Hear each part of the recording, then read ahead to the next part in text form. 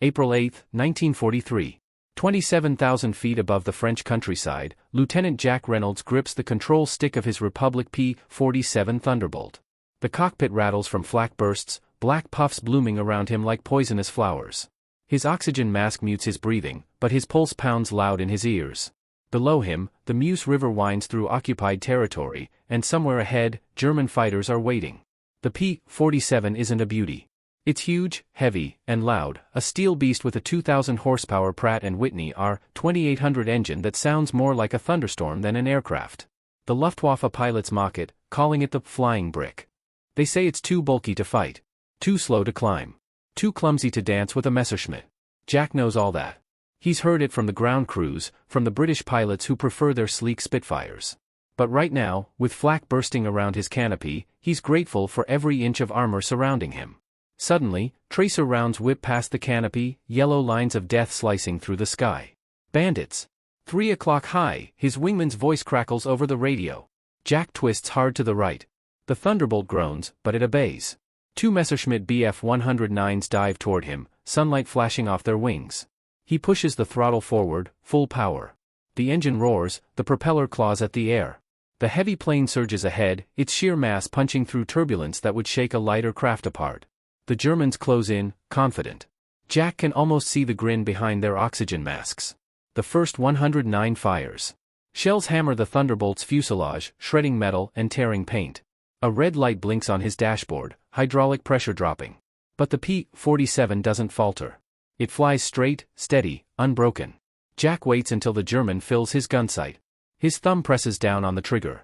8.50 caliber Browning machine guns erupt in unison, a symphony of thunder.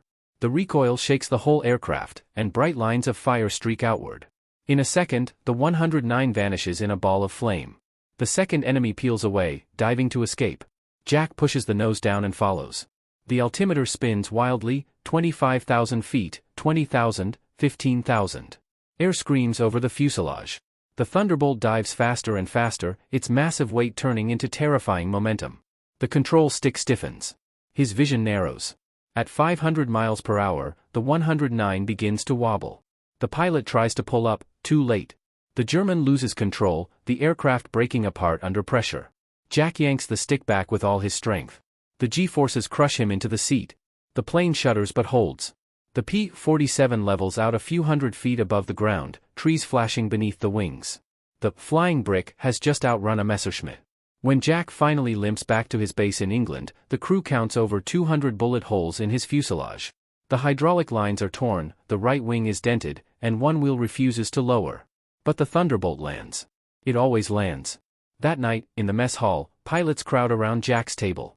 They pass him a cup of coffee and slap his shoulder. The jokes about the flying brick fade into silence. No one's laughing anymore. The Republic P-47 Thunderbolt was never designed to look graceful. It was designed to survive. The engineers at Republic Aviation called it a hammer, not a rapier. It was meant to strike hard, absorb punishment, and bring pilots home alive. The heart of that hammer was its R-2800 double Wasp engine, one of the most powerful piston engines of the war. Coupled with a supercharger system, it could haul the 10-ton fighter up to 43,000 feet and push it over 400 miles per hour. But its secret wasn't just power. It was resilience. The Thunderbolt's armor protected its engine, cockpit, and fuel tanks. Its wings were thick enough to take multiple hits and still fly. Its rugged airframe gave pilots a sense of invincibility. Men who flew it said the plane could take a beating and still bring you home for dinner. At first, many pilots hated it. Compared to the nimble Spitfires or Mustangs, the P-47 felt like flying a truck. Its climb rate was sluggish. Its fuel range was limited. But the first missions over Europe changed everything. When German flak tore through lighter fighters, Thunderbolts returned. When engines failed or control cables snapped, Thunderbolts still made it back to base. Stories spread across airfields, pilots crawling out of smoking, hole-riddled Thunderbolts, alive because the brick refused to die. By mid-1943, the 56th Fighter Group, known as Zemke's Wolfpack, began to turn the Thunderbolt's reputation around. Under Colonel Hubert "Hub" Zemke, they learned how to fight with it, not against it. Dive speed became their weapon. Patience, their tactic. Instead of twisting dogfights, they hit hard, dove fast, and climbed away. Soon, German pilots learned to fear that sound, the distant growl of a Thunderbolt diving out of the sun. One ace, Gabby Gabreski, once said, "The Thunderbolt could take anything they threw at it. If you were in trouble, you'd pray you were in a jug."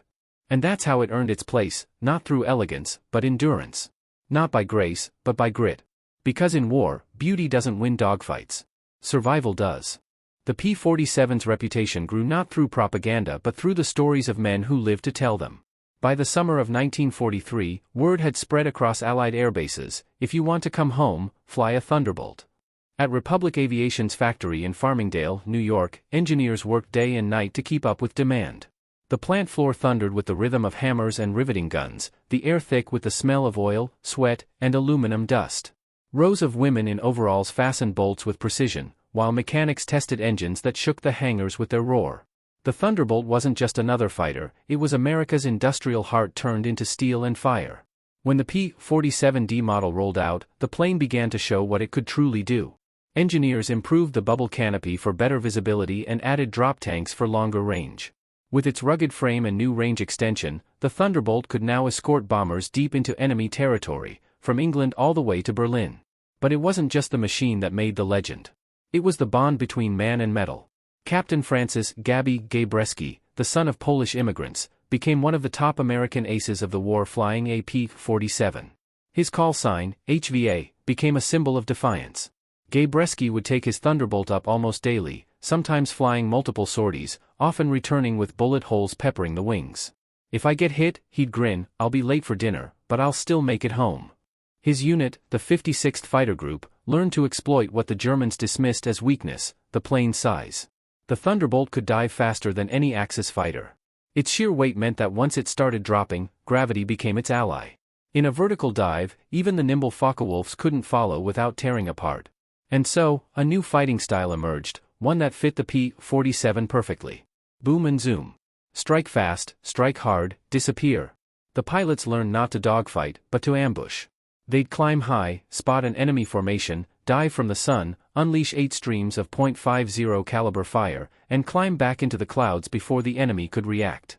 The air would shimmer with heat and smoke as German formations scattered, their aircraft shredded before they even saw the Thunderbolts. Soon, the Luftwaffe began to recognize the deep rumble of the R-2800 engine.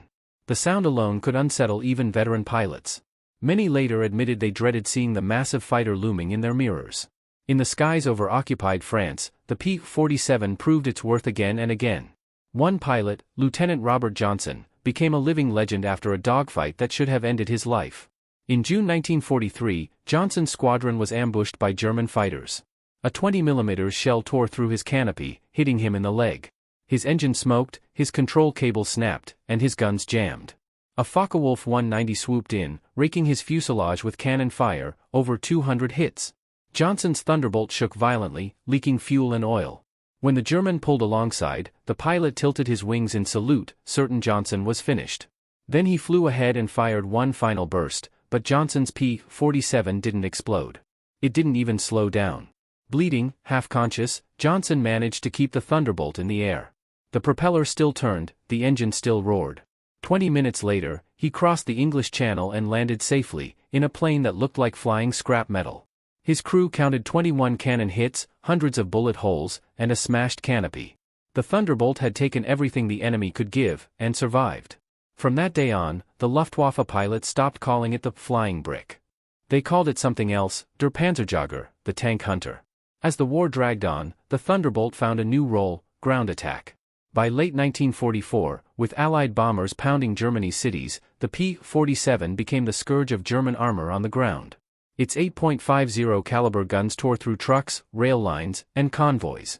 When loaded with bombs or rockets, it could wipe out entire tank columns in a single pass.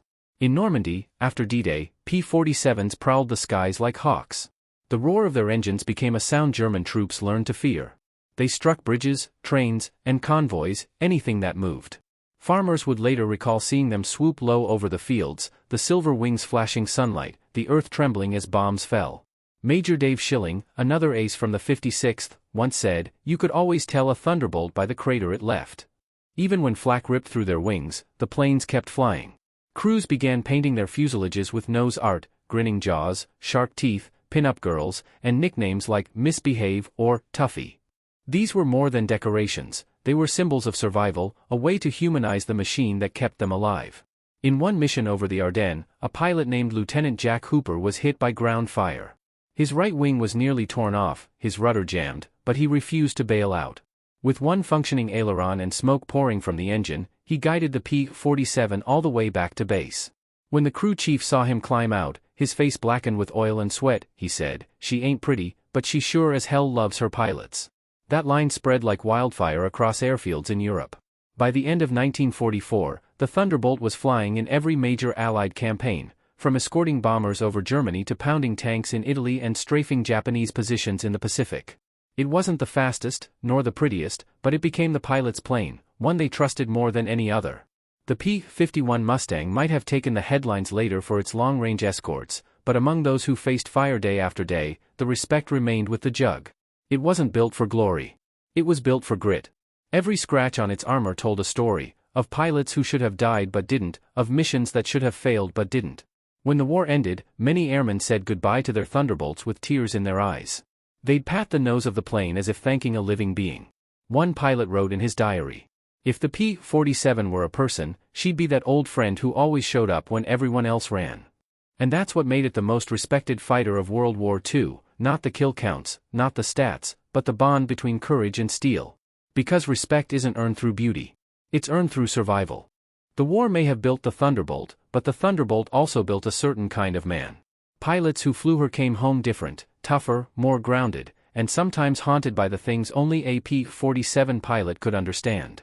In early 1944, as the Allies prepared for the invasion of Europe, P-47 squadrons became the workhorses of the air war. The 78th Fighter Group at Duxford, the 362nd at Headcorn, the 56th at Halesworth, their airfields buzzed with constant activity. Crews patched bullet holes, replaced wings, and loaded bombs as the smell of aviation fuel hung thick in the cold English air. At dawn, the sound of hundreds of our 2,800 engines filled the countryside, a metallic thunder rolling across the sky. Locals would pause in their fields, looking up as the silver planes climbed into formation, sunlight glinting off their wings. They knew those men might not return by nightfall. Among them was Captain Glenn Eagleston, a quiet pilot from Utah who flew over 80 missions in his P-47 before transferring to the Mustang. He once wrote to his wife, "I trust this plane more than I trust my luck. When she shakes, rattles, and howls, she's not scared, she's alive. And when I land, she lands with me." Every pilot had his ritual before takeoff, some kissed the canopy, others patted the instrument panel, whispering a quick prayer. The bond between man and machine wasn't superstition, it was survival. The Thunderbolt demanded respect. It was not forgiving to those who treated it carelessly. Its sheer size required muscle to maneuver, and its turbocharger demanded a delicate touch. Many rookie pilots, trained on light trainers, were shocked by how heavy the controls felt. But once mastered, it gave them unmatched confidence. "Once you learned how to handle her," said Lieutenant Colonel Walker Mahurin, "you felt untouchable. You could take hits, dive away, and come back swinging. She was built like a boxer, heavy, maybe slow, but every punch landed like a hammer." When D-Day came on June 6, 1944, the P-47 was there. Hundreds of Thunderbolts roared over the beaches of Normandy, strafing bunkers, cutting off reinforcements, and clearing the way for ground troops. The scene was chaos, ships burning, smoke billowing from the shore, tracer fire rising from every direction. Pilots had to dive low, sometimes below 1,000 feet, to hit German positions. The air was thick with flak, but the Thunderbolts kept coming. In one mission near St. Lo, Captain Bill Dunham led his flight against a German convoy. Anti-aircraft guns lit up the sky, peppering his formation. His plane took several hits to the wings, but he pressed on, dropping his bombs and then circling back to strafe the survivors. When he landed back in England, his ground crew counted 67 holes in his fuselage. The engine was still running. The fuel tanks hadn't ignited. The canopy was cracked but intact. Dunham climbed out, dusted himself off, and simply said, "She doesn't quit, so I don't." That became a quiet motto across the Allied airfields: "She doesn't quit, so I don't."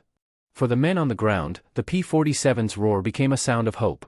In France, resistance fighters often looked up from forests or farmhouses and knew the Allies were near when they heard that deep, unmistakable rumble. Villagers nicknamed it Le Tonnerre Américain, the American Thunder. To German troops, it was the opposite. They called it Der Sensenmann, the Reaper. The Thunderbolt's power came not just from its weapons or armor but from its adaptability. It could escort bombers at high altitude, then switch to ground attack missions by afternoon. It could carry rockets, bombs, and even napalm tanks. The plane evolved into the P-47N model, with greater range and a refined design, used heavily in the Pacific theater. In the Pacific, where heat and humidity tortured pilots and mechanics alike, the Thunderbolt was a godsend. It could climb fast, fight hard, and absorb hits that would have downed other planes. Over the jungles of Burma, P-47s attacked Japanese supply lines, blowing apart bridges and trains. In the Philippines, they destroyed enemy barges, troop columns, and fortifications. One story from the Pacific became legendary. During a mission over New Guinea, Lieutenant Bill Dunham, now a major, spotted a Japanese Ki-61 Tony fighter preparing to attack a damaged American bomber.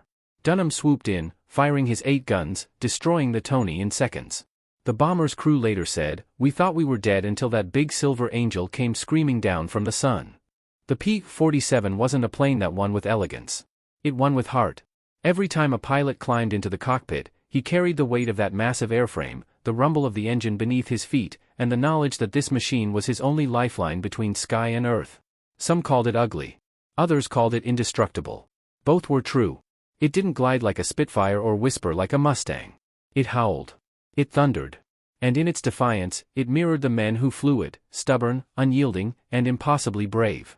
In interviews after the war, many veterans said they felt a strange silence when they first stepped away from their Thunderbolts for the last time. "It wasn't just a machine," one pilot said. "It was my guardian. My wings." They remembered the smell of oil and cordite, the vibration of the engine through their boots, the way sunlight hit the dials on the control panel. They remembered the noise, so loud it shook your bones, and how it became comforting, like a heartbeat you could trust. The P-47 gave them that rarest of gifts in war, the chance to come home. By late 1944, as the Allies advanced into Germany, Thunderbolts followed every step of the way. They strafed retreating convoys, destroyed tanks, and cleared railroads. The plane that had once been mocked as too heavy and too slow became the backbone of the air war. General Dwight D. Eisenhower later said, "The P-47 did as much to win the ground war as any tank or artillery piece." That wasn't exaggeration. In the Battle of the Bulge, when the weather finally cleared after days of fog, P-47s unleashed havoc on German forces trapped in the snow. They struck fuel convoys, smashed armor columns, and tore through supply lines. The 9th Air Force alone credited its Thunderbolts with destroying over 6,000 enemy vehicles in just weeks. The plane had evolved beyond fighter status. It had become a weapon of psychological warfare. The sound of the Thunderbolt was enough to send German troops diving for cover. By early 1945, victory was within reach. Pilots who had started their journeys in 1943, unsure and untested, were now veterans. The flying brick that no one wanted to fly had become the one no one wanted to leave. In a hangar in England, Gabreski's Thunderbolt, HVA, stood riddled with patches from dozens of missions. When Gabreski was asked if he ever felt fear, he simply replied, "Fear? Not when I was in that bird. She made me believe I couldn't be killed." And in war, belief can be just as powerful as armor. January 1945. The Ardennes. The Battle of the Bulge had turned Belgium into a frozen graveyard of tanks and trucks. Allied ground forces were pinned down, outgunned, and surrounded by German counterattacks. For days, heavy snow and fog had grounded most aircraft. Soldiers fought blind, isolated in the forests. Then, on December 23, the skies finally cleared. From the moment sunlight broke through the clouds, hundreds of Thunderbolts lifted off. The airfields shook as waves of them roared toward the front, their wings loaded with bombs and rockets. Below, columns of German armor rolled through narrow roads, unaware that their last day of movement had come. From 10,000 feet, the P-47 pilots spotted them, black dots crawling through white snow. "We've got targets," someone shouted over the radio. Then the dives began. Thunderbolts screamed downward, guns blazing. 8.50 caliber streams tore into convoys, shredding trucks, setting tanks on fire. Rockets streaked out from under their wings, exploding into plumes of orange and black. The ground trembled. German soldiers scattered into the trees, watching helplessly as their supply lines vanished in smoke. That day, and the days after, P-47s destroyed more than 1,000 vehicles. They didn't just break the German counteroffensive, they broke its spirit. One infantryman later wrote home, "When those big jugs came overhead, the ground itself seemed to cheer. We knew we weren't alone anymore." To those on the ground, the Thunderbolt wasn't just a plane. It was rescue. It was revenge. The jug in the Pacific.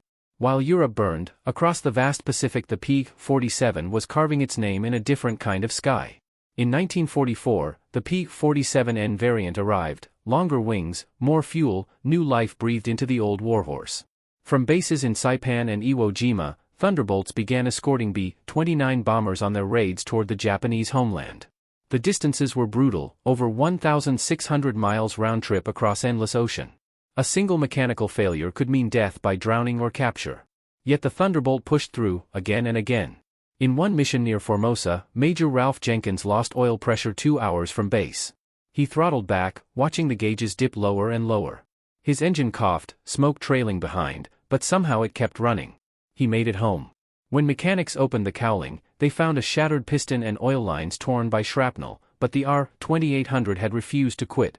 Stories like that spread from island to island. The Japanese, who once boasted of the Zero's agility, now faced an enemy that couldn't be killed. The P-47's guns shredded coastal convoys, trains, and airfields. When it wasn't escorting bombers, it was dropping ordnance on garrisons, torching supply depots, and blasting caves. Its pilots came to call it the one-way angel. Because if you were flying a Thunderbolt, it would carry you out, one way or another. The machine that refused to die. By the war's end, the P-47 had flown over 500,000 sorties and destroyed nearly 9,000 enemy aircraft. It dropped more than 130,000 tons of bombs, more than any other Allied fighter. Yet those numbers don't capture its spirit. The Thunderbolt was more than an airplane, it was a philosophy of engineering. It proved that survivability mattered just as much as speed, that brute strength could be beautiful in its own way. For many pilots, switching to newer aircraft after the war felt like betrayal. When jet fighters like the P-80 Shooting Star appeared, some men refused to give up their jugs.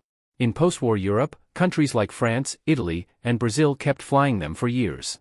Even into the 1950s, you could still hear that deep, rolling thunder over airfields from South America to Asia.